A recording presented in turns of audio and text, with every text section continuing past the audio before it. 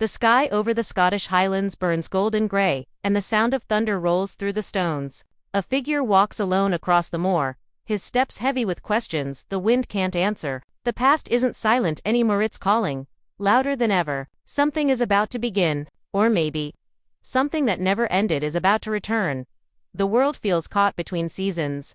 The last whisper of summer fading into the chill of autumn. The camera glides over the rugged Scottish landscape, where mist dances over the hills like memories refusing to fade. The air hums with secrets, as if the ground itself remembers what happened here centuries ago. Time has never truly moved on. Somewhere beneath the soil, echoes of laughter, sorrow, and battle sleep like buried ghosts.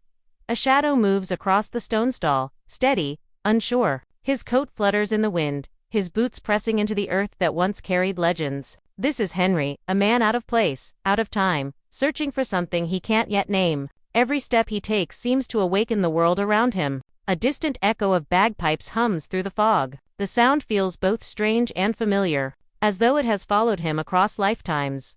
The camera shifts, following him from behind as he stops before the towering stones at Craigh Dun.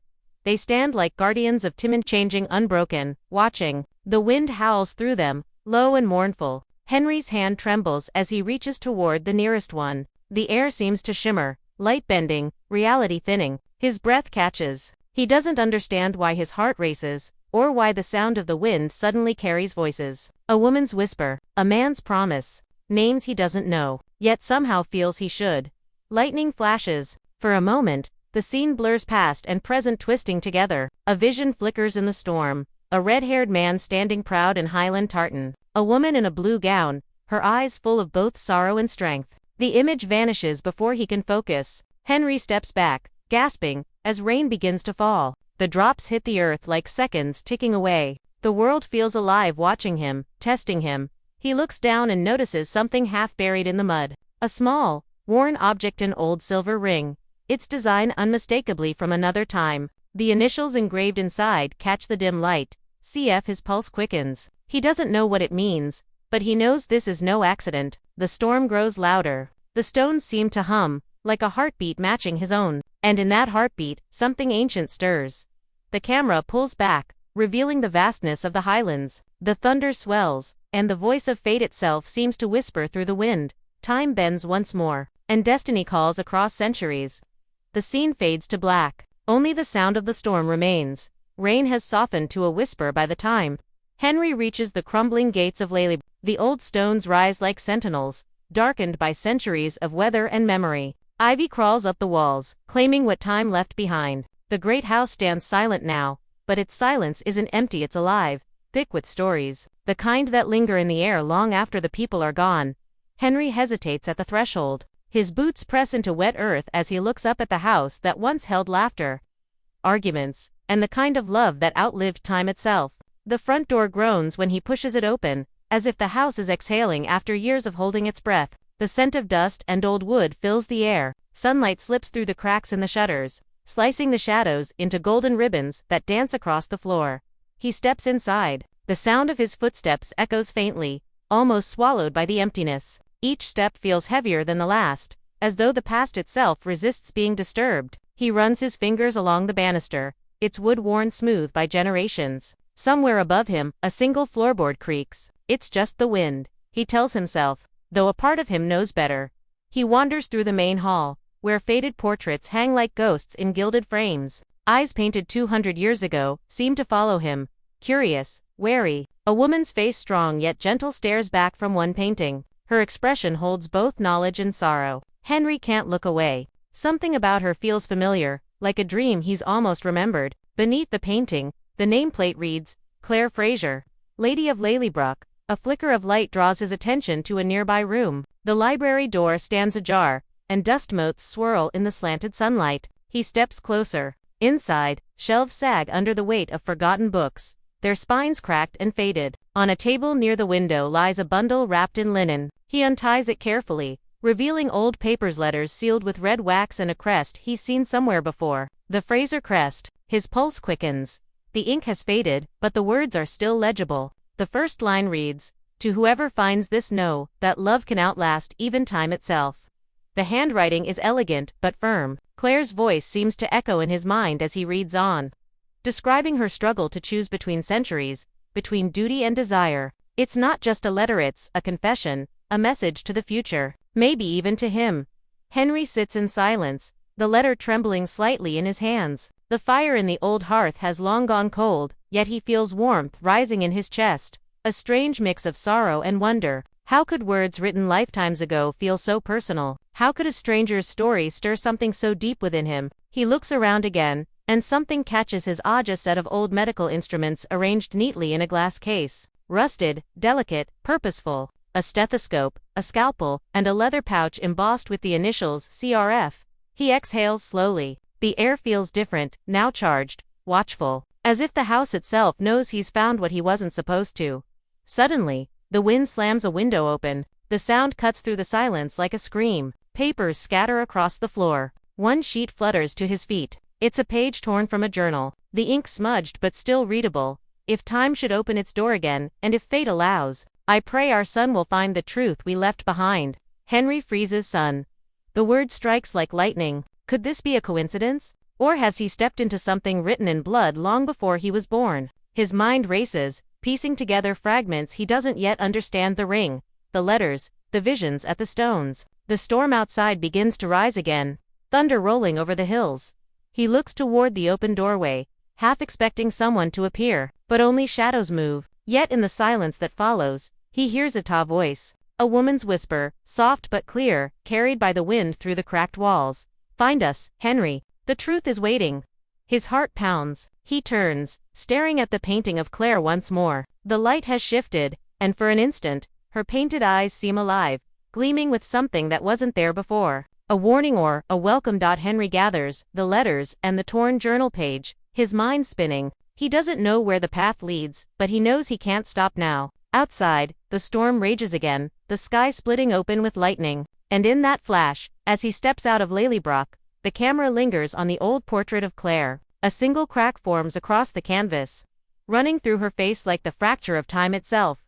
The wind howls through the open door, carrying one final whisper as the screen fades to black. The past remembers those who dare to return. Rain has softened to a whisper by the time Henry reaches the crumbling gates of Lallybroch. The old stones rise like sentinels, darkened by centuries of weather and memory. Ivy crawls up the walls, claiming what time left behind. The great house stands silent now, but its silence isn't empty, it's alive, thick with stories, the kind that linger in the air long after the people are gone. Henry hesitates at the threshold. His boots press into wet earth as he looks up at the house that once held laughter, arguments, and the kind of love that outlived time itself. The front door groans when he pushes it open, as if the house is exhaling after years of holding its breath. The scent of dust and old wood fills the air. Sunlight slips through the cracks in the shutters, slicing the shadows into golden ribbons that dance across the floor. He steps inside. The sound of his footsteps echoes faintly, almost swallowed by the emptiness. Each step feels heavier than the last, as though the past itself resists being disturbed. He runs his fingers along the banister, its wood worn smooth by generations. Somewhere above him, a single floorboard creaks. It's just the wind, he tells himself, though a part of him knows better. He wanders through the main hall, where faded portraits hang like ghosts in gilded frames. Eyes painted 200 years ago seem to follow him, curious, wary. A woman's face, strong yet gentle, stares back from one painting. Her expression holds both knowledge and sorrow. Henry can't look away. Something about her feels familiar, like a dream he's almost remembered. Beneath the painting, the nameplate reads, Claire Fraser, Lady of Lallybroch. A flicker of light draws his attention to a nearby room. The library door stands ajar, and dust motes swirl in the slanted sunlight. He steps closer. Inside, shelves sag under the weight of forgotten books, their spines cracked and faded. On a table near the window lies a bundle wrapped in linen. He unties it carefully, revealing old papers, letters sealed with red wax, and a crest he's seen somewhere before. The Fraser crest. His pulse quickens. The dawn has come, but it feels like the world hasn't truly awakened. The mist clings to the earth, heavy and reluctant to let go. Henry stands among the stones, his breath visible in the cool morning air, the carved Fraser ring still warm in his palm. The storm has passed, yet something deeper brews beneath the quiet and unseen current, twisting through time itself. He looks around, half expecting Jamie and Claire to appear again, but the clearing is empty. The silence presses in, thick and knowing. His thoughts race back to their faces, Jamie's fierce eyes, Claire's trembling hand, the way her voice cracked when she called his name. There was truth there. Recognition. He isn't just a visitor lost in time, he's a part of it. Henry sinks to his knees, pressing his hand against the soil. The earth hums faintly beneath his touch, like a heartbeat deep underground. He remembers Claire's words echoing through the storm. If you stay too long, time will close. But what if that was never a warning? What if it was a test? He pulls the letters from his coat, the ones that seemed to vanish when he crossed through the stones. They're here again, but different now. The parchment glows faintly around the edges, as though the ink itself remembers being written. He opens the first one, and his breath catches. It's not addressed to a stranger anymore, it's addressed to him. My dearest Henry, if you are reading this, then you've found your way home. You are not a mistake of time, you are, its design. The bond that ties us together was never broken. It only waited. Whatever happens next, remember this. Love does not belong to one age alone. It belongs to all who dare to believe it can endure. The signature at the bottom reads Claire Fraser. Tears sting his eyes. He doesn't know how it's possible, but he knows it's real. The letter feels alive, the words pulsing with warmth. He clutches it to his chest, closing his eyes. The wind begins to rise again, not violent, but purposeful. The stones hum softly, their rhythm syncing with his heartbeat. Then, faint at first, but growing stronger, a voice drifts through the air. Henry. It's Claire. He spins around, and there she is standing at the edge of the circle, light bending around her like a dream made solid. Her eyes are calm now, filled with quiet certainty. Behind her, Jamie appears, tall and steady, his expression unreadable but warm. You came back, Henry breathes. Claire smiles faintly. We never truly left. Jamie steps forward, studying him closely. You carry our blood, he says, voice low and steady, and our burden. He glances at the stones, but the path to choose now will decide which time survives. Henry frowns. What do you mean? Claire steps closer, her gaze sharp with urgency. The passage through the stones isn't just a door, it's a balance. Every time someone crosses, the world shifts, too much interference, and both timelines will tear apart. He shakes his head. So I have to go back. Jamie's hand rests on his shoulder. But can this you'll never truly leave. Time has a way of remembering its own. The air around them begins to shimmer again. The light pulses brighter, faster. The stones groan, vibrating with power. The decision presses on Henry like a weight: stay and know his family, or return to the world that feels suddenly less real. He looks at Claire, her eyes glistening with pride and sorrow. If I go, he asks, will I ever see you again? She hesitates, then whispers, in dreams, and in echoes. The light grows blinding now. Jamie steps back, his voice carrying through the storm of energy. Go, lad. Before the door closes, Henry hesitates one last time, clutching the ring and letter to his chest. Tell me one thing, he shouts over the roar. Was this ever meant to happen? Claire smiles through the light, her hair glowing like fire. It already has.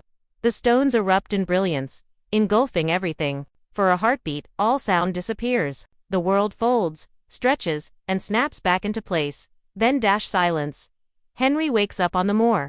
The sun breaking through the clouds. The stones stand still and silent, as if nothing ever happened. The grass is wet beneath him, and the air smells of rain. In his hand, the Fraser ring gleams softly, untouched by time. He opens his coat pocket and finds one final letter, sealed in wax. The seal bears both initials CF and JF. He breaks it open. Inside, a single line written in fresh ink.